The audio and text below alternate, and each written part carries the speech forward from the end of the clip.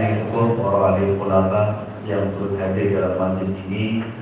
Alhamdulillah, bersyukur kita kepada Allah Subhanahu wa taala. Tidak ada kata yang pantas untuk mengawali kita. Alhamdulillahirabbil alamin. Kita panjatkan kehadiran Allah Subhanahu wa taala yang mana alhamdulillah Allah masih berikan kepada kita nikmat-nikmatnya, dan termasuk nikmat yang agung adalah nikmat iman dan juga Islam. Begitupun juga nikmat sehat dan sempat yang Allah berikan kepada kita. Mudah-mudahan senantiasa menambah kita untuk terus bersyukur kepada Allah Subhanahu wa taala.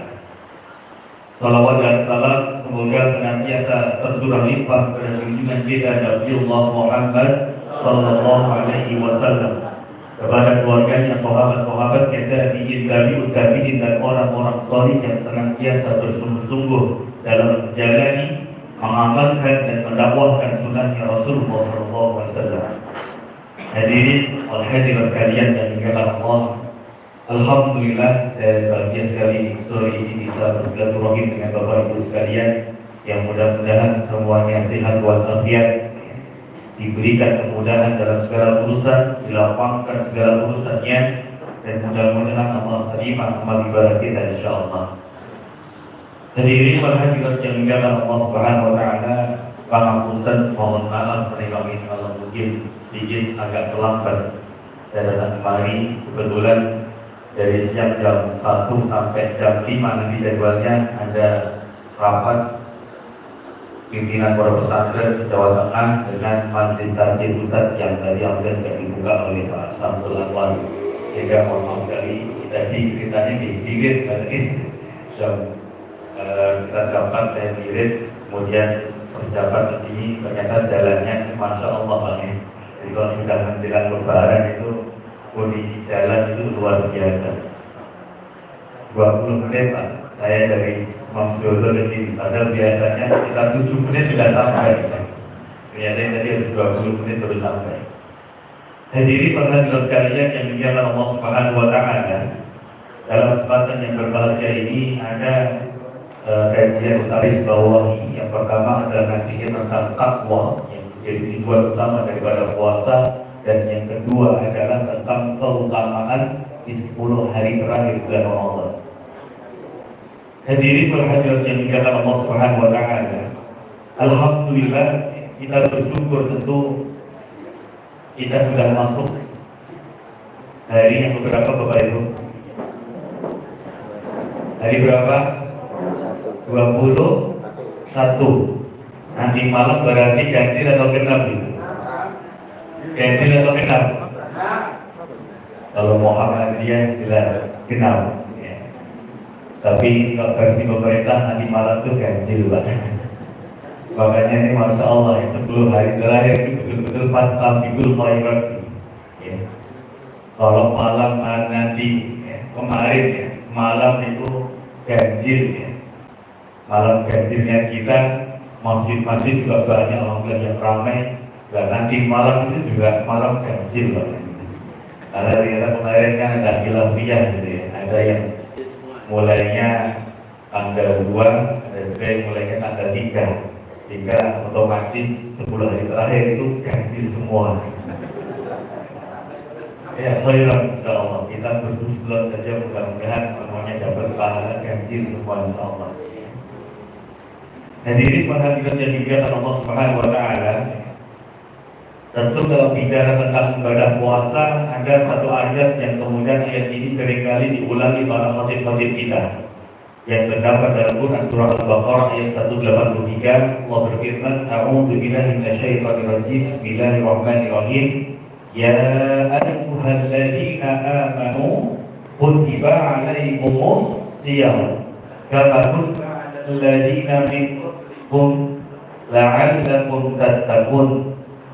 Kalau kita cermati Bapak Ibu sekalian, dalam ayat ini Allah memanggil mereka orang yang beriman, yang kemudian setelah dipanggil Allah perintahkan kepada mereka untuk mengerjakan ibadah puasa. As-siyamu bimakna al-imsak. Kalau menurut para ulama yang disebut dengan puasa ini maknanya al-imsak, menahan. Kalau secara istilahinya yang disebut dengan puasa adalah al-imsak biniyat at-ta'abbudi lillahi ta'ala. Jadi menahan dengan niat ibadah kepada Allah Subhanahu wa taala min aklin aw surbin aw jima'in. Yang ditahan apa? Yang pertama dari makan, minum, jima di siang hari, wa kullu minal muftirat, dan segala yang dapat membatalkan puasa. Min tulu'il fajri ila ghurubi syamsi, yang dimulai dari terbitnya fajar sampai terbenamnya matahari. Tentu puasa menjadi dan punya nilai tersendiri bagi beberapa negara, Bapak Ibu. Kalau di Indonesia mungkin Masya Allah ya, kita harus bersyukur puasa kita itu dari imsak sampai berbuka itu kurang lebih kalau di total 14 jam, Bapak Ibu. Tapi di beberapa negara termasuk di kawasan Timur Tengah ya, termasuk juga Afrika, itu agak berat, Bapak Ibu sekalian. Karena kalau mereka mulai juga hampir sama sekitar jam 4 pagi, itu bukanya bukan jam setengah 6 kayak kita, tapi bukanya adalah jam setengah 8 ya. Jadi kurang lebih puasanya itu 16 sampai 17 jam. Saya masih teringat ketika 2011 sampai 2014 ketika saya masih di Yordania pun juga sama. Kebetulan puasa itu jatuhnya pas musim panas. Jadi kalau musim panas di Timur Tengah itu siangnya lebih panjang daripada malamnya. Sehingga apa? Otomatis kan matahari ini terbenam lebih lama, Bapak sekali. Ya kalau di Indonesia jam setengah 6 sudah gelap, sudah maghrib gitu. Kalau di sana itu jam setengah 8 baru maghrib. Maka ini tentu durasinya lebih panjang. Belum lagi ditambah kalau di Indonesia puasa, ya, bagaimana kalau para ulama menjelaskan makna Ramadan itu dari kata Ramadan. Ramadan itu artinya dibakar. Makanya kalau para ulama juga menyebutkan berdasarkan firman Allah, bulan puasa itu disebutnya juga Syahrul Maghfirah, bulan di mana Allah mengampuni hamba-hambanya kan gitu. Karena memang di bulan Ramadan inilah Allah bakar dosa-dosa kita, Bapak Ibu sekalian. Maka jangan kaget kalau pas bulan Ramadan itu ya rodok panas pancen ya gitu. Termasuk siang ini tadi kan mungkin Masya Allah ya, barangkali Bapak Ibu wajahnya nggak segar sore ini ya gitu. Kejemutan Pak Bu sekalian dari siang hari pada zuhur. Jadi kondisi ini pun kan kalau ada sekarang ya, rontok lemas kan. Karena memang inilah puasa itu lebih panas biasanya daripada bulan yang lainnya. Dan Masya Allah Bapak sekalian, di Indonesia itu paling banter di angka 27 sampai 29 derajat itu panas kita itu. Jadi kalau di Timur Tengah sok kadang di 35 derajat sampai 50 derajat Bapak Ibu sekalian. Terus panas itu yuk panas tenang, orang itu panas tenang nih, dan tidak mau aku maknyos. Dan itu semata rugi. Saya masih ingat 2011 sampai 2015 itu kalau pulang kuliah kok nginjek aspal di jalan, itu panjat di maknyos. Nah inilah yang kemudian harus kita syukuri bersama Bapak Ibu. Tapi ternyata masih ada yang panas lagi, terutama di wilayah Afrika itu ya. Ada satu negara namanya Sudan, termasuk diantaranya Sudan. Dan Sudan itu Bapak Ibu, cuaca itu cuma ada dua. Puasanya kurang lebih sama dengan kita di Yordania waktu itu 16 jam kurang lebih. Tapi panasnya luar biasa karena di sana cuaca cuma ada dua. Yang pertama panas, yang kedua panas banget. Jadi poso itu pun tambah buat tenang gitu. Kakak saya yang kebetulan dulu sempat kuliah di sana itu cerita, Masya Allah kalau Ramadan itu siang hari mau istirahat, itu kasurnya dibujuk kali bagi saya ember. Dan itu dikitilem sampai sakit tilem Bapak. Dan moten asar tani itu pun garing Bapak. Dan saking panasnya. Kalau kita kan harus begitu kan, cukup nyalin kipas saja bisa always angler gitu. Kadang-kadang angler terus nanti itu ke sore lah gitu. Nah inilah PR kita Bapak Ibu.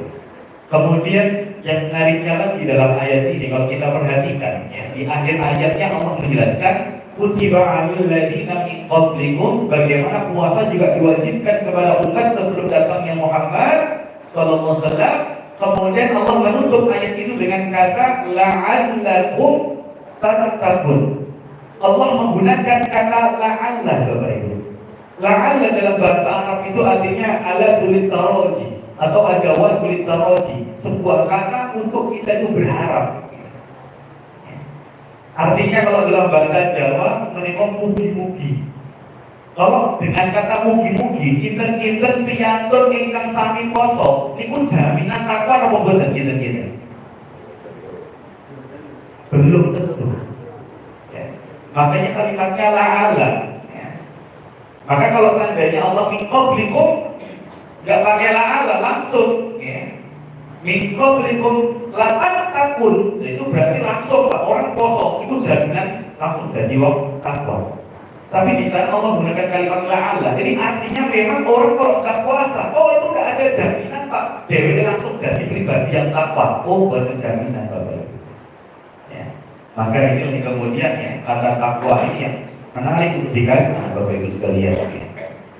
Orang yang takwanya betul kepada Allah, ini kalau kita lihat ya, dari beberapa pemahaman salafus saleh. Yang pertama, orang yang takwa kepada Allah itu adalah orang yang ibadah bifitri awamir, orang yang mengerjakan ibadah kepada Allah dan mengerjakan apa yang menjadi perintahnya Allah. Ya. Maka kalau ada orang takwa nih kok bosan kerja di perintah Allah, dia berarti belum takwa. Wa takun nawahihi an khaufin min Allah. Begitu juga orang yang takwa itu senantiasa meninggalkan apa yang menjadi larangan Allah Subhanahu wa taala. Tentu kalau dengan bahasanya Abu Hurairah itu ya, pernah kan suatu ketika sahabat Abu Hurairah radhiyallahu anhu itu ditanya tentang takwa Bapak Ibu sekalian. Nah, waktu ditanya tentang takwa itu tidak kemudian Abu Hurairah ini langsung menjawab, oh takwa itu al-khawf bil jalil al-amal bitajis bagaimana Sayyidina Ali. Tapi ketika Abu Hurairah ditanya tentang takwa oleh salah seorang sahabat, itu ternyata Abu Hurairah balik tanya kepada yang tanya tadi, hal salat taqorikan bihi syauq. Apakah kamu pernah berjalan di suatu tempat yang di sana ada durinya? Kemudian orang yang tanya tentang takwa tadi menjawab, betul, saya pernah. Faqala Abu Hurairah, maka Abu Hurairah bertanya, lantas kalau kamu lewat di suatu jalan yang di sana ada durinya, apa yang kamu lakukan? Dan kemudian fa'ajabahu as-sa'il, orang yang bertanya tadi menjawab, bi annahu kana yaqta'idu 'ani syauqi wa yatajannabuhu. Maka orang yang bertanya tadi menjawab, kalau aku lewat di suatu jalan yang ada durinya, maka yang pertama aku akan menjauhi duri itu dan menghindarinya. Ya. Maka Abu Hurairah mengatakan pada takwa, dan itulah ketakwaan kita kepada Allah. Dan terus kita Bapak Ibu sekalian, kalau kita pakai ilustrasinya Abu Hurairah menjelaskan kalimat takwa, itu sebetulnya adalah bagaimana seorang hamba itu al-wiqayah, memelihara, menjaga dirinya agar tidak tersandung pada duri, atau duri ini kita pahami adalah maksiat atau dosa. Ya. Karena yang dosa, yang maksiat atau mungkin yang halal dan yang dilarangkan Allah ini kita jelas apa betul Bapak Ibu? Syekh haram itu jelas apa betul? Kok betul kompak itu mau saja ini? Nopo sauring akan nih. Saya ulangi lagi Bapak Ibu. Kira-kira yang halal kali yang haram itu jelas apa tidak jelas? Lalu itu kayak orang si remang-remang aja. Orang yang takut kepada Allah tentu dia akan tegas mengatakan yang halal itu halal, yang haram itu haram Bapak Ibu. Bahkan ketika dia didudukkan pada suatu perkara yang mungkin mohon maaf dia nggak tahu hukumnya, ya. Itu kan masuknya ranah syubhat Bapak Ibu sekalian. Syubhat itu hukumnya belum diketahui. Ini halal ya orang, haram ya orang. Tapi karena dia memahami penjelasan syubhat itu, kata Nabi, "Faman waqa'a fi syubhati waqa'a fil haram." Barang siapa yang dia terjerumus kepada hal yang syubhat, yang tidak jelas hukumnya, maka dia telah jatuh pada perkara yang diharamkan. Maka orang yang takwa, itu sampai dia berani tanya, Pak. Jadi yang tuku sate itu kedai pun ditanda-tanda. Niki daging lho pancen daging dikusuki niku padha kabeh Pak Bu. Niki iwak wedhus, iwak sapi, maupun tetep wedhus balap. Lho niku yen disuguhi padha kabeh bentuke Bapak Ibu. Lah niku yen wong boten takwa wis penting waras wae to. Tapi kalau orang yang takwa, tunggu dulu. Saking hati-hatinya dia bertanya, ini kira-kira daging apa Pak? Ya. Kalau memang ini halal, apalagi daging kambing atau daging sapi, ya itu insya Allah kan jelas kehalalannya. Tapi kalau sing dodol, yo bingung buat apa yo Mas? Aku rasa ini daging apa ini? Sing nuduhi mau bau kok Mas. Kira-kira panjenengan jangan mengapa kalau seperti itu. Saat ini pun matang Pak, disuguhi, didahar sama badan. Ini masalah nasuhan loh Bapak Ibu. Orang yang takwa itu hati-hati betul. Jangan sampai dia masuk ke ranah subhan, sampai dia mendapatkan tauhid dari orang yang mengetahuinya. Jadi penting juga Bapak sekalian. Maka sikap sebagai seorang Muslim itu orang yang takwa. Oh masya Allah, hati-hati betul ini. Apa mana sih mau bela ini Pak sirik-sirik diapropi loh. Pada wayang kau berusaha kita. Panjangan dari guru, kau nanti nanti kita bisa amplop. Kira-kira Bapak Ibu sekalian, enten amplop protokol kantor sampai dari panjangan, niku langsung panjangan boleh kantong dengan profesi, nopo dengan akhlak kiri, ini amplop nopo. Tanya dulu, apa langsung dipakai Bapak Ibu? Harus tegas kita katakan, kita tanyakan dulu. Loh ini Bapak Ibu sekalian, orang yang takwa hati-hati betul itu. Ya, makanya inilah jadi takwa Bapak Ibu sekalian. Nah, kemudian ya, kalau kita juga kaji makna takwa dari penjelasan saya binaan, puncak-puncak orang takwa kepada Allah itu apa Bapak Ibu? Al-khawfu bil-jalil. Ketika dia memiliki rasa khauf, takutnya kepada Allah Bapak Ibu sekalian. Loh, kenapa puncaknya orang takwa itu memiliki rasa takut? Karena memang Bapak Ibu sekalian, ketika orang dimanapun tempatnya, kapanpun waktunya kok punya rasa takut kepada Allah, ini artinya hatinya hidup dan dia menyadari bahwasanya Allah melihatnya. Maka kadang ada muncul pertanyaan, Ustaz, kenapa mereka yang korupsi kok rata-rata Muslim? Karena nggak Bapak Ibu sekalian perhatikan, kenapa orang yang korupsi itu rata-rata kok Muslim? Loh, karena memang bagus sekali ya, saya tidak bisa menampik ya, artinya kita tidak bisa menghindar daripada kadang ada tuduhan mereka loh, sing korupsi yo bajingan, loh jadi yo tahajud, loh jadi yo poso, ini kok si korupsi loh, memang inilah ya, dimensi tipis pembeda orang yang takwa dengan yang tidak Bapak. Ya. Yang pertama adalah al-khawfu bil-jalil. Rasa takutnya dia kepada Allah, inilah puncak tertinggi orang yang takwa kepada Allah. Maka kalau mampu dan Bapak Ibu dengan puasa atau tidak menjadikan orang memiliki rasa takut kepada Allah, lantas dengan apa lagi Allah menguji takut kita kepadanya? Saat ini Pak Bu, poso itu kira-kira ibadah itu ketok nopo boten. Yang sholat tak ketok, bikin boten sholat, orang sholat kan sholat ketok. Yang poso ketika lah boten. Tapi kira-kira misalkan ada ujian ketakwaan nih kalau wong sing tak ngene nyambange uji itu diuji. Ke kamare bisa dijano bakso sak mangkok kali es teler pisur sak mangkok. Oh bisa boten enak kira dan pilihan pulau kan dari bapak loyo nih, kok es teler, mungkin pak pisur itu paling enak banget. Ini saat ini sekarang enak kali bakso mutiara. Iklan ya. Andai kata ya kita disediakan satu mangkok bakso kalau satu mangkok es teler. Kemudian pintunya dikunci rapat-rapat, anak tidak tahu, istri tidak tahu, maupun suami tidak tahu. Kinten-kinten panjenengan setiap hari Mas Ramadan kondisi ngoten niku diuji kalian kahanan ngoten niku kersa unjuk dahar berapa banyak. Kalau yang jawab seperti itu ibu-ibu keluar makhluk, dari wong itu niku dikasih prei kan. Lah yen kampung kok ragu, ya ini perlu bertanyakan Bapak Ibu sekalian. Ya, loh ini karena begitu loh sekalian. Hari ini Kita banyak yang menyadari kita ini masuk di bulan Ramadan, kamu hati dan jiwanya itu derek betul-betul bisa merasakan bulan Ramadan, Bapak Ibu.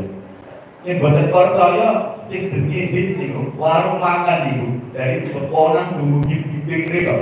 Niku anggere buka duwene wis sing jajan. Yang sing jajan ibu-ibu kula sesuk acan kusnudon bisa jadi pas predi lah.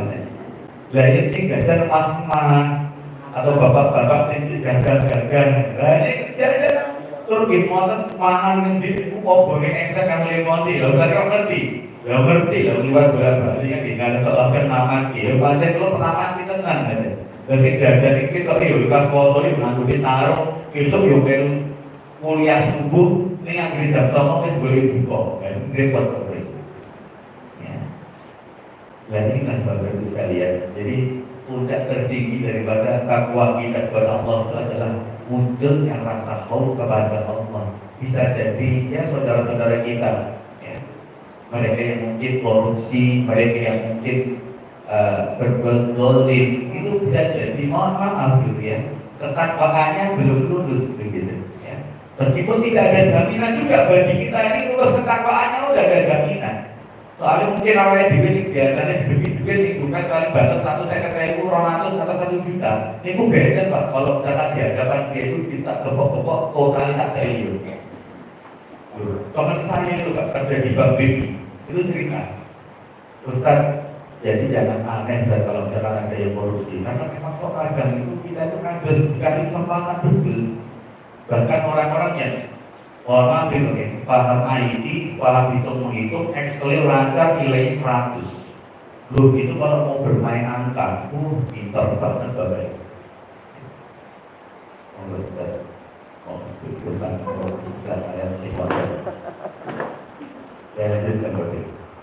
Jadi memang kalau kondisi kita hari ini yang mungkin dibuka, kalau dibuka isinya 100.000 baru 1.000 itu memang panjangnya dia setan ini orang pakai berdiri tenanan yang benar. Tapi pas kondisi, Masya Allah betul, kawan kita itu cerita itu di Babin ini yang pas wajah top ibu itu dari duit itu triliunan Bapak. Yang dipotong sak ruangan itu duit kafe. Mikir mana bosan kuat lah mungkin diskusi mungkin rakyat kantongnya. Dan ada kok di kantong kita sih jadi orang diperiksa Bapak. Dan inilah memang ujian ketakwaan kepada Allah itu justru yang seperti yang paling berat Bapak Ibu sekalian. Ini sebenarnya mungkin kalau kita lihat beberapa keutamaan Ramadan ini, idza ja'a Ramadan futihat abwaabul jannah kan di dalam hadisnya tadi. Ketika datang bulan Ramadan, maka pintu surga mereka dibuka lebar-lebar, walaupun ketika di abwaabul jannah dan pintu-pintu neraka itu ditutup rapat-rapat, wasufi dari sayati dan larangan syaitan itu dibelenggu ketat memang. Ini ada yang menarik ketika saya mendengarkan kajian dari Yai Habib Yarkasi.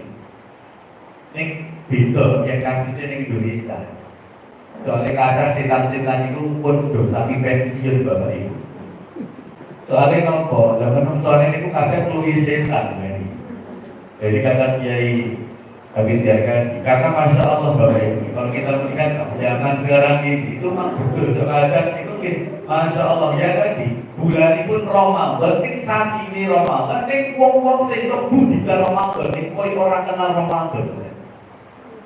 Jadi barang kata, setan itu rasa duduk di SPLR, rasa duduk di sing batale poso, lah itu malah dewe-dewe kan. Dan bahkan justru teman-temannya ini yang menjadi setan-setannya betul. Jadi yang repot kan ada poso ngomong poso bakal bodoh kan. Itu betul ya Allah. Di Indonesia ini luar biasa. Maka ada saya itu memahami penjelasan Kiai Habib Yarkasi waktu itu. Agak mikir juga ya. Loh, maksudnya saya taruh pensiun itu bunyi. Ternyata Masya Allah. Lah seperti inilah gitu. Di Indonesia itu banyak setan-setan yang pensiun. Karena memang manusia yang kalau ada lebih setan nih gitu. Ya, bayar Ramadan yang bodoh, rasa dibodohin dan setan gabung. Betul bosan. Ya. Belum lagi kalau misalnya ya. Wah ya itu bantuan, sing gumong miskin, sing bantuan COVID malah jadi dikorupsi. Nah ini kira-kira setan ini bulan-bulan tahu gak deh? Ini saya pertanyaan sederhana. Setan itu kira-kira bulan-bulan tahu gak deh? Mboten lho Pak Bu. Nek sering menungso kan doyan ta mboten. Jangan kan duit aspal itu lah. Di pangapun terlalu kasar bahasa yang tapi kenyataan kita nggak tahu lagi dengan membahasakan bagaimana ya. Makanya Masya Allah kalau kita kaji lebih dalam surah An-Nas itu betul-betul bagus kita berpikir keras memang yang jauh lebih berbahaya itu. Makanya dalam surah An-Nas itu Allah berfirman Qul a'udzu birabbin nas malikin nas ilahin berapa tuh Pak Bu? Pokoknya buka Lopai ini Qul a'udzu birabbin malikin ilahin min syarril waswasil alladzi yuwaswisu fi sudurin minal jinnati Pak Bu, Gusti Allah itu jadi sampun kiwotake. Setan iki pancen setan niku paling badhe butuh manusa niku alladzi yuwaswisu fi sudur. Setan itu paling badhe Pak. Yuwaswisu fi sudurin. Jadi gawe was-was ten dodone panjenengan sami, kok atine panjenengan sami iku setan Pak. Yo kadang mungkin masuk di ranah pikir kita. Niku paling badhe setan iku ngoten niku. Misalkan lebih pengajiannya terus kadang setan itu betul berbuat pikir itu sing ceramah kuwi ramah barang dirasani wae apa pengajian sambil tetap dirasani barang ya kadang itu jadi setan pancen setan niku Mas berarti di alam pikir atau mungkin biasa saja orang yang mungkin tadi niatnya datang terus ini pun ikhlas bismillah ya Allah nawai itu qalbul ilmi mugi-mugi berkah ya Allah. Jadi mugi beri gelar saatnya ruang teko lah betul. Kita rasa Allah. Di sana teko ini orang kita. Itu kalau orang mohon maaf itu setan itu bodoh manusia kedarinya itu kan paling keikhlasan yang digoda. Tapi kalau setan itu berjenis yang kedua, alladzi yuwaswisu fi sudurinas minal jinnati wan nas, dari golongan jin dan manusia. Pertanyaan saya Bapak Ibu, sing luwih bahaya itu golongan jin atau manusia Bapak Ibu? Tidak panjenengan kula namung nangketaken. Tapi panjenengan iki ngoten ya Pak Bu. Jadi inilah Bapak Ibu sekalian, yang pertama orang yang takwa ini ujiannya adalah ketakwaan itu dengan rasa takutnya kepada Allah. Yang kedua, al-amalu bitanzil. Orang yang takwanya betul kepada Allah, mereka orang yang mengamalkan apa yang di dalam Al-Quran, apa yang diturunkan Allah Subhanahu Wa Taala. Maka Bapak Ibu sekalian, ketika para ulama termasuk dalam kitab Al-Itqan, fi ulumil Quran, yang disebut dengan Al-Quran adalah kalam Allah al-mu'jiz al-munazzal alaina bit-tawatir al-muta'abbad bi-tilawati. Yang namanya Al-Quran ini kan sebagai mukjizat Bapak Ibu. Kira-kira mukjizat itu yang berbicara nih Pak, buatan nanti diwawas ini kayak buatan rasa buatan mukjizat ini. Jadi Bapak Ibu, meskipun tanpa kita membaca pun jelas Quran itu adalah mukjizatnya Nabi. Tapi kalau misalkan kita ingin merasakan kemukjizatan Al-Quran tanpa membaca, bisa nggak kira-kira Bapak Ibu? Tidak bisa. Makanya guru-guru kami dulu, termasuk kami punya Syekh Abu Ruman. Beliau menjelaskan kepada kami, lan tafhamu syai'an wa lam ta'malu syai'an illa an taqra'uhu. Kamu tidak akan pernah bisa mengamalkan, memahami Al-Quran kecuali yang pertama antum baca dulu Quran. Loh, kenapa demikian bagus sekali? Quran itu bagus. Lebih diwawas baris dan terpikir bagus. Kenapa begitu? Loh, ini lebih diwawas. Sing rumah newe melu tetep bagus sekali. Innamal mu'minuna idza dzukirallah wajilat qulubuhum wa idza tuliyat 'alaihim ayatuhu zadatuhum imanan. Bahkan wong sing ora iso maca wae lagi krungu niku tambah imanane bagus sekali. Maka Masya Allah banyak mu'alaf-mu'alaf itu masuk Islamnya karena apa? mendengarkan Quran Bapak Ibu sekalian. Orang kudu diane nangge pedang di Quran wae kok kadang iso mlebu Islam Bapak Ibu. Kenapa? Inilah dasarnya Quran yang bisa menembus apa yang tidak bisa ditembus oleh pedang dan jarum Bapak Ibu. Inilah nur hidayahnya Quran Bapak Ibu sekalian. Maka saya mengajak ini ya, saya coba tampilkan yang berikutnya ya. Di mumpung masih di awal di 10 hari yang pertama. Ini Masya Allah Bapak Ibu sekalian ya. Rasulullah Shallallahu Alaihi Wasallam itu di asril awakil ma la yajtahidu bil ghairi. Jadi termasuk Rasulullah Shallallahu Alaihi Wasallam dalam menyambut akhir menika pancene beda Bapak.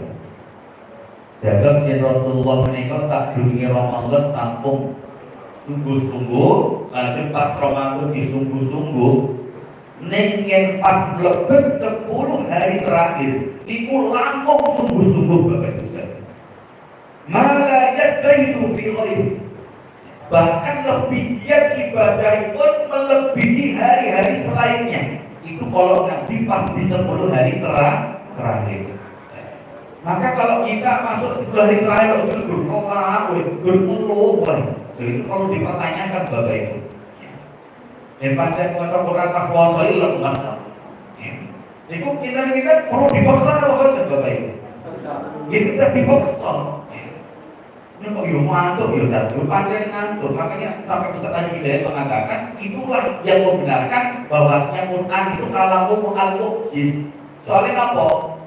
Efekipun wong maca Quran itu yang pancen maca tenanan itu efeknya baik bagi dirinya bahkan menimbulkan ketentraman. Tingkat setan itu boten senang Bapak Ibu.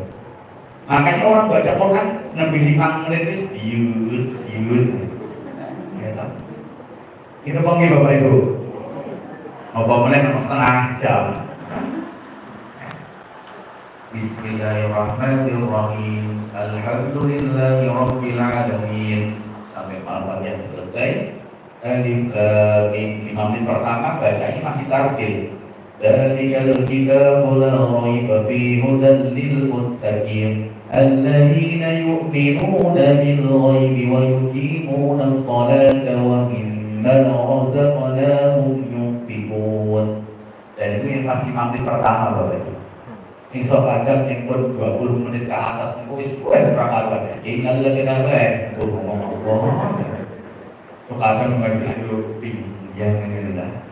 Padahal yang pas bentuk HP paling dulu di HP lah kok saja orang itu dikuat kita orang ki.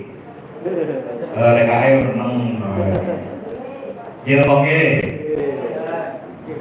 Dibuat ki. Jadi Bapak Ibu sekalian, maka Rasulullah SAW ini lebih syukur Bapak Ibu. Maka termasuk dalam hadis yang lain dengan bahasa hadis yang lebih halus lagi. Dan Nabi Sallallahu Alaihi Wasallam, "Idza qala al-asru," kalau masuk di 10 hari terakhir dari bulan Ramadan, syadda mizarahu. Apa bagus sekalian? Syadda mizarahu. Syadda itu artinya tasydid, dikencengke Bapak Ibu. Napa nih mizarahu? Wah iki lha iki godaane teko Pak Bu ya. Sabar. Kantun 10 menit berapa insyaallah. Sabar. Syadda mizarahu. Dan Nabi menika yang masuk 10 hari terakhir di bulan Ramadan menika ngencengaken mizar itu sarung atau alat sholat yang dipakai Nabi itu sholat. Wa ahya lailahu, dan menghidupkan malam harinya. Wa aiqadha ahlahu, dan Nabi menika membangunkan keluarganya agar menghidupkan malam hari di bulan Ramadan Bapak Ibu sekalian. Maka Masya Allah Bapak Ibu kalau kita bandingkan Indonesia itu panjangnya rada beda Bapak Ibu. Kira-kira kalau menjelang 10 hari terakhir ini kok sadda izarahu au izala izarahu.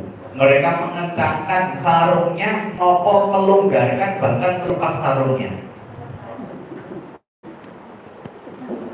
Tenane ngecengke nopo kuduli.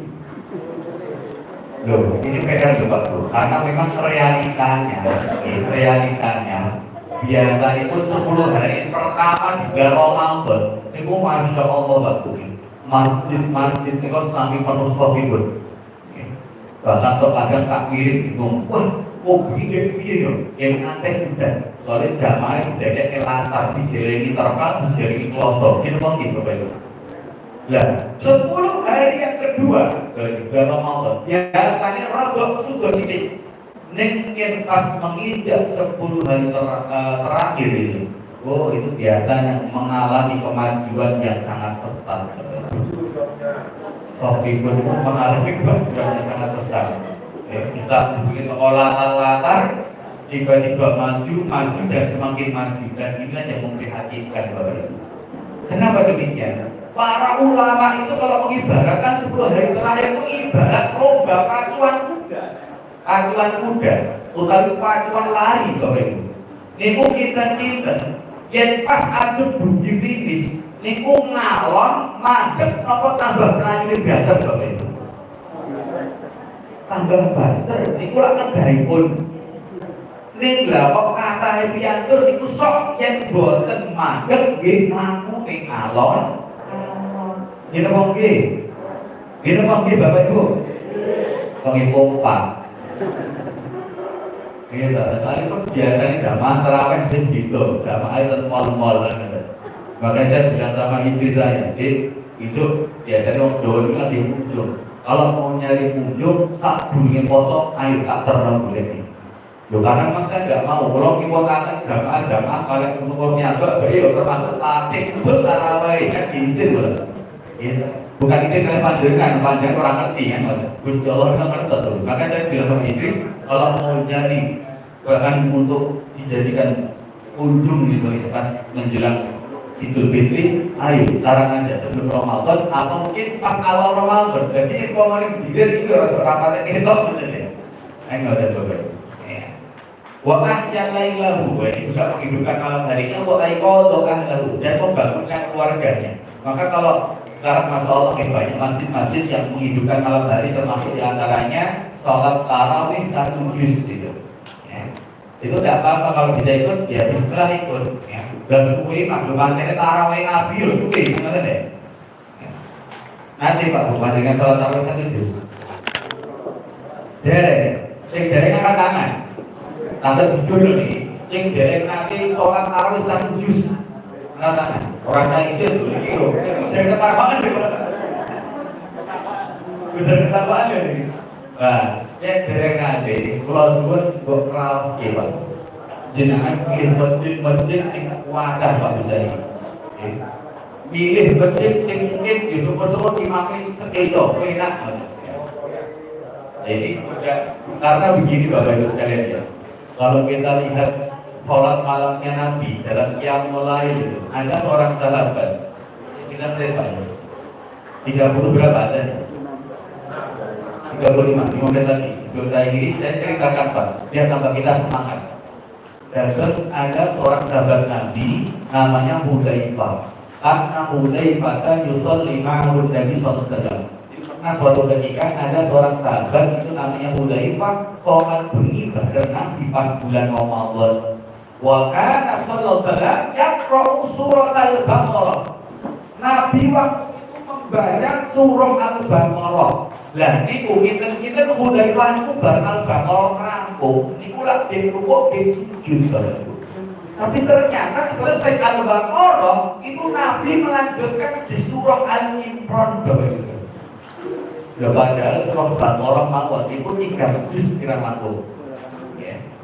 Dari alif lam mim, kemudian juz yang kedua saya qulus sufaha minan nasi ma wallahu, sampai nanti juz yang ketiga tilkar rusulu faddalna itu ya. Kemudian juz yang keempat lan tanalul birra hatta tunfiqu mimma tuhibbun. 4 juz 50.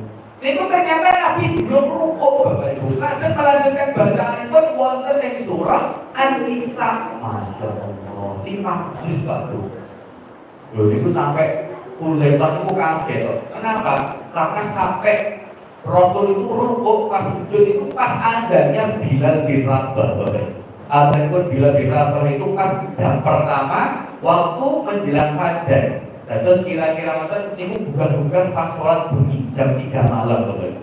Ibu yang mulai jam 8 misalkan ya. Jam 8 itu rampungnya kapan?